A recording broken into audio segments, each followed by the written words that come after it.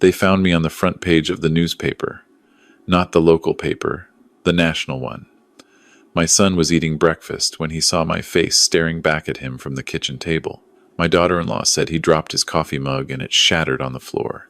I wasn't there to see it, but I heard about it later, and I won't lie to you, I smiled. Let me tell you how it started. My name is Walter. I am 67 years old. For 38 years, I ran a small but steady plumbing supply business in Dayton, Ohio. Nothing glamorous.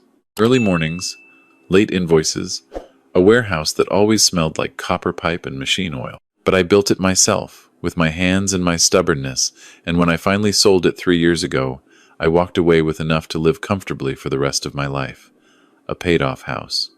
Some land. Investments. My wife Ruth passed 9 years ago from cancer, and after that it was just me and the kids, my son Derek, my daughter Patricia, and my youngest, Thomas. I want to be careful here because I know how these stories go. People expect the father to say his children were always rotten. That's not true. They weren't. Derek coached his son's Little League team every spring. Patricia organized the church food drive 2 years running. Thomas was always the gentle one, the one who called just to check in, not to ask for anything. For most of their lives, I was proud of all three of them. But money changes things. Or maybe it doesn't change people, maybe it just shows you who they already were underneath. It started about 18 months after I sold the business. Derek came to me first, alone, at my kitchen table. He said he had a real estate opportunity, a storage facility complex in Columbus, and he needed a partner with capital. He wanted $200,000. I told him I'd think about it. 3 weeks later, Patricia called and said Derek had talked to her, and she thought it was a great idea, and wouldn't it be wonderful if the family invested together and built something for the grandchildren? I told her I'd think about it. Then Thomas came by one Sunday and sat across from me very quietly and said, "Dad, Derek and Patricia are pressuring me too. I don't know what to say to them." That told me everything I needed to know about where the pressure was actually coming from. I said no to the investment. Derek didn't take it well. He got quiet in that particular way. He is not angry, just absent, stopped calling. Patricia followed his lead, the way she always has since they were children. Thomas kept calling, but he sounded uncomfortable, like he was being watched. Then in January of last year, Derek called out of nowhere and suggested a family trip. A long weekend in Asheville, North Carolina. Cabin rental, hiking, good food, just the family reconnecting. He said he missed me. He sounded like his old self, warm, easy. The Derek who used to help me organize the warehouse inventory on Saturdays when he was 15 years old. I said yes. I was lonely. That's the honest truth, and I'm not ashamed of it. Ruth had been gone 9 years, and I was 67, and my house was very quiet in the evenings. We drove up in 2 cars. Me and Thomas in mine, Derek and Patricia, and their families in Derek's SUV. The cabin was beautiful, big wooden porch, mountain view, fireplace. The first evening felt almost normal. We had steaks on the grill. The grandkids ran around in the yard. Derek poured me a bourbon and sat beside me on the porch and talked about nothing important for a long time, and I felt something loosen in my chest that I hadn't realized was tight. I should have known that feeling was bait. The next morning, Derek said he wanted to take a drive, just the 3 of us adults, without the kids. He said there was a scenic overlook about 20 minutes out, and it was supposed to be spectacular. Patricia said she'd packed a little picnic. Thomas looked at his shoes. We drove out on a mountain road, parked at a small pull-off area. The view was real, I'll give them that. The blue ridge stretched out in every direction, pale blue and enormous. I stood at the railing and breathed it in. That's when Derek said, "Dad, I brought some paperwork I'd like you to look at." I turned around. He was holding a manila folder. I want to describe this moment carefully because I think about it often. The folder was already open. Patricia was standing slightly behind Derek and to his left, and she was watching my face the way you watch a door you're hoping will open. Thomas was sitting on the hood of the car about 30 feet away, not looking at us. I said, "What kind of paperwork?" Derek said it was a new estate plan. He said his attorney had drafted it. He said it was simply a matter of updating some outdated documents, restructuring the trust for tax efficiency. Nothing dramatic. He handed it to me. I am not a lawyer. But I spent 38 years reading contracts, supplier agreements, lease terms, equipment financing documents.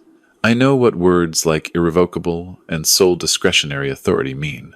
I stood on that overlook in the cold morning air, and I read through 6 pages of legal language. And what I understood was this. If I signed those documents, Derek would become the sole trustee of my estate, with the authority to manage and distribute my assets as he saw fit, with no requirement to consult Patricia or Thomas or anyone else, and with a provision that any challenge to the arrangement would require the challenger to cover all legal costs. It was not an estate update. It was a transfer of control. I closed the folder. I handed it back to Derek. I said, "I'll have my own attorney look at this before I sign anything." Derek's face did something complicated. He said that was fine, of course, whatever made me comfortable. But his voice had gone flat, the warmth completely gone, like someone had switched off a lamp.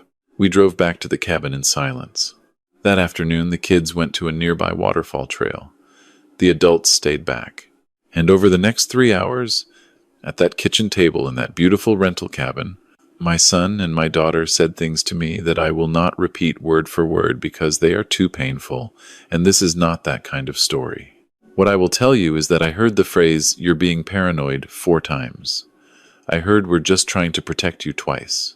I heard, "What do you think is going to happen to all of it when you're gone anyway," once. And that one landed like a stone in still water. Thomas said almost nothing. At one point he went outside and I watched him through the window, standing alone on the porch, staring at the mountain. I slept badly that night. In the morning I told Derek I wanted to go home early, that I wasn't feeling well. He said fine. He hugged me goodbye and the hug felt like something performed, practiced. Patricia kissed my cheek. Thomas walked me to my car and gripped my arm for a moment and didn't say anything, and I understood. I drove home alone. Thomas had ridden with Derek's family. When I got back to Dayton, the first thing I did was call my attorney. His name is Gordon, and we have been working together for 22 years. I told him what happened at the cabin. I told him about the folder. He was quiet for a long moment, and then he said, "Walter, I want you to come in tomorrow and bring whatever you have." I didn't have the documents, Derek still had them. But I had read them carefully enough to describe the key provisions. Gordon listened, asked questions, took notes. At the end, he said, "What you're describing sounds like an attempt to establish unilateral control over your estate while you're still living. Whether or not there's legal exposure depends on what steps they've already taken." He paused.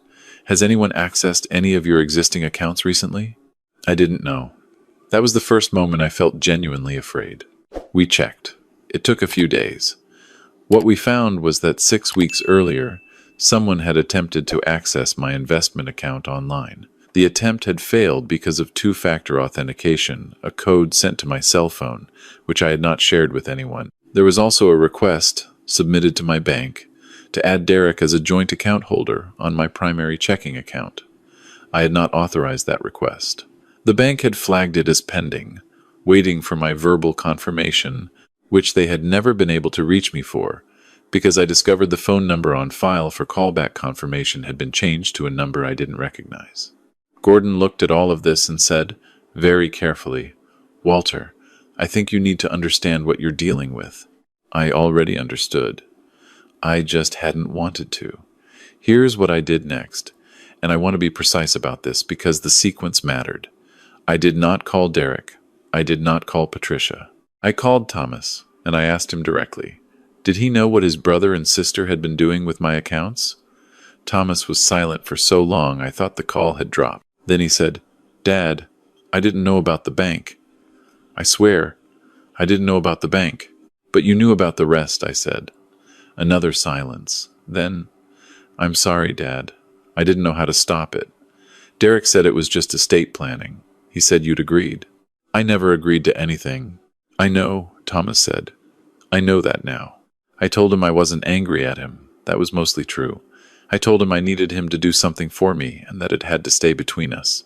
He said yes without asking what it was. What I asked him to do was simple. The next time Derek and Patricia discussed my estate in front of him, I needed him to let me know, in detail, what was said. Thomas agreed. He sounded relieved, I think, to be on the right side of something. Over the following 6 weeks, Gordon and I built a complete picture: the attempted account access, the unauthorized joint account request. A conversation Thomas reported in which Derek mentioned, in passing, that he had already spoken to a financial advisor about transitioning Dad's assets after the estate plan was signed, before I had signed anything, before I had agreed to anything. Gordon presented all of this to me on a Tuesday afternoon in his downtown office. He laid it out in a single typed document, clean and specific. He said we had enough to file a report with the Ohio Attorney General's Elder Abuse Unit. He said we also had enough to pursue civil claims. He said the choice was mine. I sat in that chair for a long time. I thought about Derek at 15, helping me stack copper fittings in the warehouse on a Saturday morning, eating the sandwiches Ruth packed for us, talking about the Cleveland Browns. I thought about Patricia at her wedding, how she cried when I walked her down the aisle and squeezed my hand so hard I felt it for a day afterward. I thought about all the years and all the ordinary moments, the birthday dinners and the holiday mornings and the phone calls that meant nothing except that we were still there. Then I thought about the phone number they had changed on my bank account, so I couldn't receive the confirmation call. I told Gordon to file the report. The Attorney General's office moved faster than I expected. Within 2 weeks, investigators had subpoenaed records from my bank, my investment firm, and Derek's attorney. 4 weeks after that, Gordon received notification that the office was opening a formal investigation into financial elder abuse. I didn't tell Derek or Patricia. 2 weeks after the investigation opened, a journalist from the Dayton Daily News contacted Gordon's office. Apparently, elder financial abuse cases involving estate manipulation had become something of a beat for this particular reporter. She had written 3 previous pieces on similar cases in Ohio. Gordon asked me if I wanted to speak with her, off the record to start. I said yes. Her name was Carol Ramirez.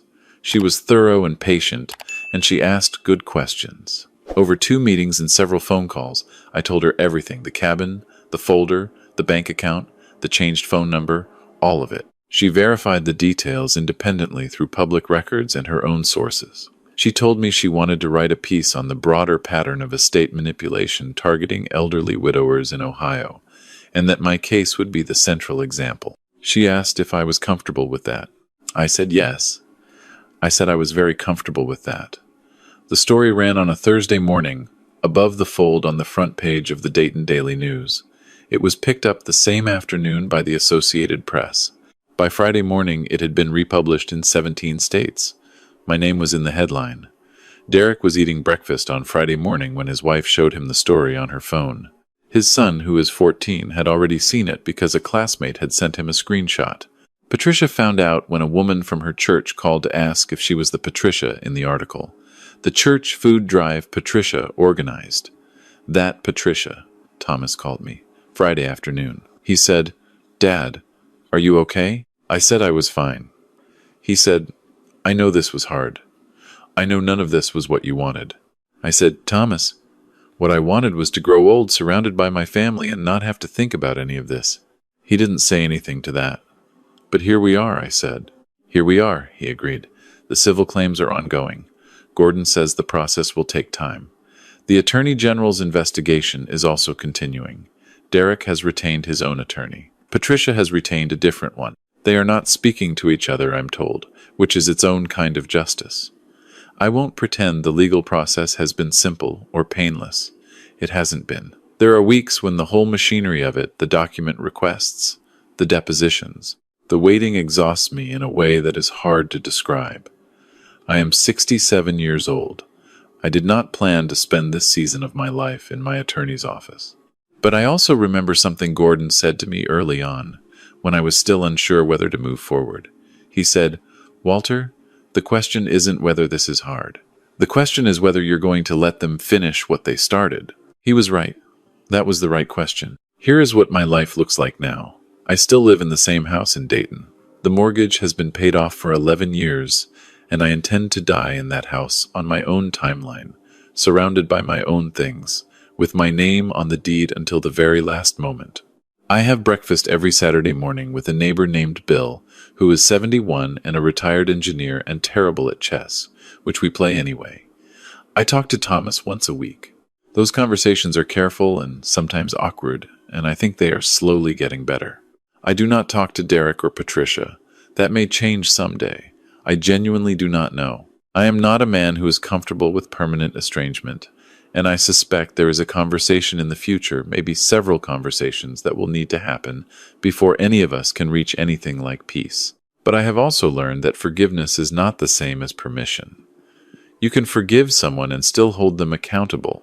You can love your children and still refuse to let them take what they have no right to take. Ruth would have understood that, I think. She was a practical woman. She didn't believe in suffering quietly when there was an alternative. She also didn't believe in holding a grudge past its useful life. She would have said something like, "Deal with it, then let it go, and don't let the dealing with it take longer than it needs to." I try to hear her voice saying that when the legal process drags and the paperwork piles up and I find myself tired in a way that has nothing to do with sleep. I have a grandson named Oliver who is 8 years old and interested in everything bugs, trains, how locks work, why the sky is blue on clear days and gray on cloudy ones. He is Patricia's son. I miss him. I hope that when he is older and the dust has settled, he will still want to know his grandfather. I am keeping a notebook of things I want to tell him someday. The story of how his great-grandmother Ruth and I met at a county fair in 1979. The story of the first time I ran my own payroll and got the numbers wrong and had to call every single employee to explain. The story of why it always matters to read before you sign. That last one, I think about a lot. There was a folder in a manila envelope on a mountain overlook in the Blue Ridge on a cold morning in January. It was 6 pages long. It had been prepared by an attorney my son hired without telling me, containing provisions I had not reviewed that would have transferred control of everything I built over 38 years to a man who had already tried to access my accounts without my knowledge. I read it. I handed it back. I said I'd have my own attorney look at it first. That one decision, that one ordinary, stubborn, 67-year-old refusal to just go along changed everything that came after. Read before you sign. Always. That's the whole lesson. I hope you don't need it. But if you do, now you have it.